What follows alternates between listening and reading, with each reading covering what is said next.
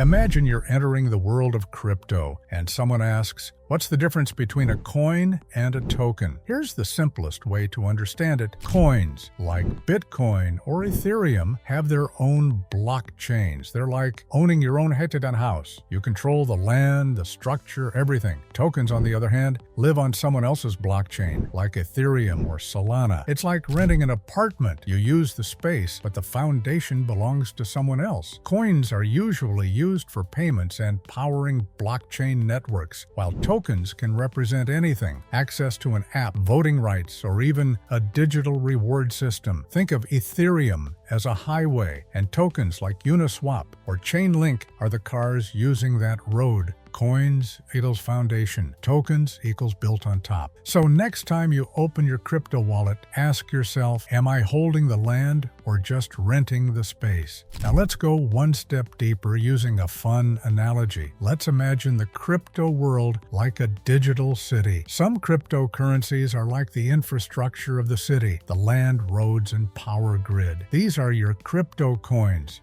Bitcoin, Ethereum, Solana, Cardano, they have their own blockchains, acting as the core foundation. Then within this city, people create things: shops, services, apps. These are your crypto tokens. They're built on top of that infrastructure, using the roads and electricity the city provides. So when we say token, we're usually talking about something that runs on another blockchain using its rules, like ERC20, which is a standard for tokens on Ethereum, or ER721 for NFTs. Examples of tokens: UNI, Uniswap's token; AAVE, used in the Aave lending platform; SHIB, Shiba Inu; USDC, a stablecoin, meaning it's pegged to the value of the US dollar. Almost all NFTs are also tokens. They live on a blockchain like Ethereum or Solana and represent digital ownership. Now here's why this matters. Creating a coin means building an entirely new blockchain, like building a whole new city. That takes time, money, and serious technical skill. Creating a token is much faster. You're just setting up a shop in an existing city using that city's rules. The next time someone mentions a new coin, ask, does it have its own blockchain? If yes, it's probably a coin. If it's built on Ethereum, Solana, Binance Smart Chain, or similar, it's a token. Understanding this difference helps you make smarter choices in crypto, especially in areas like DeFi and NFTs. And if you're serious about discovering real growth potential in the crypto space, don't miss my next video: Top 4 Cryptocurrencies to Watch in 25. I break down the coins